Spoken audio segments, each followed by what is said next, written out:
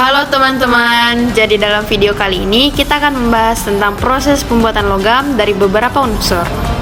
Unsur yang pertama yaitu fosfor. Proses pembuatan fosfor disebut juga sebagai proses Wahler.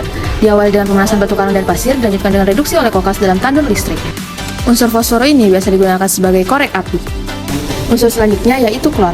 Dalam bidang industri, klor dibuat dengan elektrolisis larutan NaCl. Sedangkan di laboratorium, klor dibuat dengan cara mengoksidasi ion Cl- dari NaCl dengan oksidator misalnya KW04 dan H2SO4.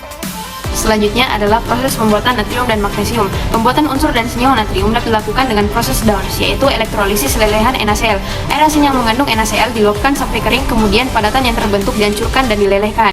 Kemudian, pembuatan unsur dan senyawa magnesium dapat diperoleh melalui proses Downs, di mana magnesium diendapkan sebagai magnesium hidroksida dengan menambahkan CaOH2 ke dalam air laut.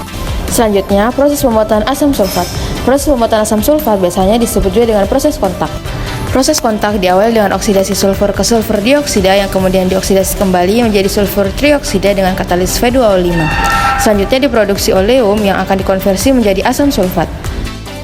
Selanjutnya, proses pembuatan asam nitrat, yaitu proses Ostwald. Proses Ostwald adalah proses pembuatan asam nitrat yang dimana proses ini menghasilkan bahan baku utama untuk produksi pupuk.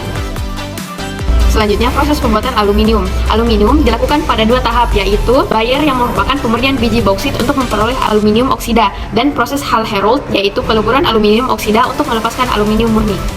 Selanjutnya, proses pembuatan belerang. Belerang dapat diperoleh dengan proses flash dan sisilia. Proses flash adalah sebuah metode yang digunakan untuk memperoleh belerang atau sulfur dari bawah tanah. Sementara itu, cara sisilia dilakukan dengan mengolah batuan belerang yang berada di atas permukaan tanah. That's all from us. Thank you for watching.